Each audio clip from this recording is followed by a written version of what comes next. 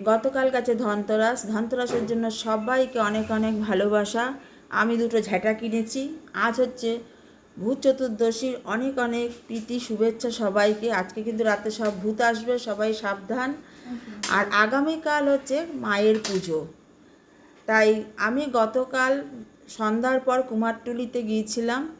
দেখো এখনও পর্যন্ত মায়ের চোখ আঁকা হচ্ছে, প্রথম দেখিয়ে নিলাম। এবার সম্পূর্ণ মা তৈরি হয়ে গেছে, সেও তোমাদের একটা ভিডিও দেখাচ্ছি। এবার আমি বলছি, তোমরা শোনো। ভিডিওটা অনেক বড় হয়েছে, ভালো লাগলে লাইক কমেন্ট শেয়ার করো, একটা কমেন্ট করে যেও। অনেক কষ্ট করে ভিডিওটা করতে হয়েছে, কারণ তারা কেউ ভিডিও করতে দিচ্ছিল না। কারণ দুর্গাপূজার পরই শুরু হয় কালী মায়ের মূর্তি তৈরি করা। এবারে এত বৃষ্টি হয়েছে যে মায়ের মূর্তি ঠিক মতন তৈরি করা হয়নি, সম্পূর্ণ হয়নি। দেখো এখনও পর্যন্ত কত ইনকমপ্লিট মায়ের মূর্তি পড়ে আছে। অনেক বাড়ির পুজো হয় মা কালীর, সেই বাড়ির লোকেরা সবাই এসেছে মাকে নেওয়ার জন্য। গাড়িতে দাঁড়িয়ে দাঁড়িয়ে সব মায়ের চুল পরাচ্ছে, টিকলি পরাচ্ছে, মোটুক পরাচ্ছে, এইভাবে কমপ্লিট করে দিচ্ছে। আজকে কটা দিন ধরে তারা একভাবে সারা রাত কাজ করেছে। আজকেও করবে, আগামীকালও করবে। কালী পুজোর দিন ভোরবেলা সব মা মণ্ডপে মণ্ডপে আসবে। কিছু করার নেই, তারাও পরিস্থিতির শিকার হয়ে গেছে। পরিস্থিতির শিকার হয়ে তারাই বা কী করবে, তাদেরকেও অনেক কথা শুনতে হচ্ছে। কারণ সবাই তো আগের থেকে অ্যাডভান্স করে গেছে মায়ের। তা দুর্গাপূজা যেরকম মণ্ডপে মণ্ডপে হয়, পাড়াতে হয়, ক্লাবে হয়, সীমিত বাড়িতে বাড়িতে হয়, কিন্তু কালী পুজো অনেক বাড়িতে হয়।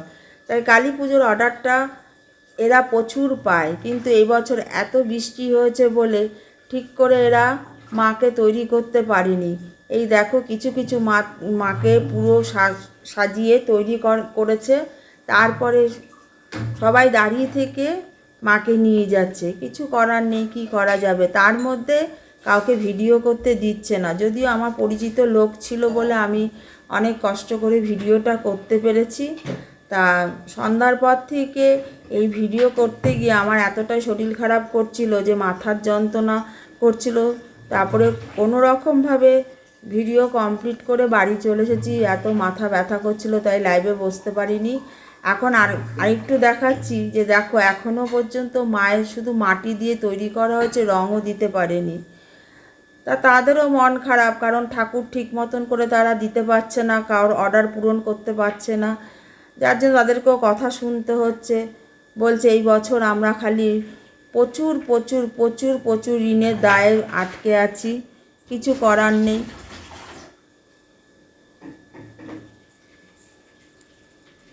আর কি বলবো বলো, প্রত্যেকেরই মন খারাপ হয়ে যাচ্ছে। অনেকে এসে ফিরে যাচ্ছে যে কালী পুজোর দিন ভোরবেলা এসে মাকে নিয়ে যাবে ঘরে, এই আশা নিয়েই সবাই চলে যাচ্ছে। আমি অবশ্য এগুলো শিকার ছিলাম, কারণ আমি সামনে দাঁড়িয়ে দাঁড়িয়ে শুনছিলাম।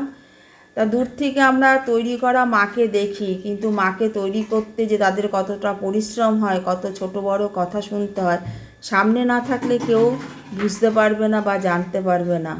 আমি তার প্রকৃত সাক্ষী, আমি দেখেছি এবং শুনেছি। যাই হোক, মায়ের পুজো ঠিক মতন হোক, সেটা সবাই চায়, আমরাও চাই। আমরাও চাই যে খুব আনন্দ হোক, আলোতে আলোকিত হোক। কারণ 14 বছর বনবাসের পরে কালী পুজোর দিনই কিন্তু রামচন্দ্র বনবাস থেকে অযোধ্যায় ফিরে এসেছিল, তাই এত আলোতে আলোকিত হয়। আমরা হয়তো অনেকেই জানি এই কথাটা, আবার অনেকে জানি না। যদি ভালো লেগে থাকে ভিডিওটা, তাহলে একটু লাইক শেয়ার কমেন্ট করো বন্ধুরা, প্লিজ।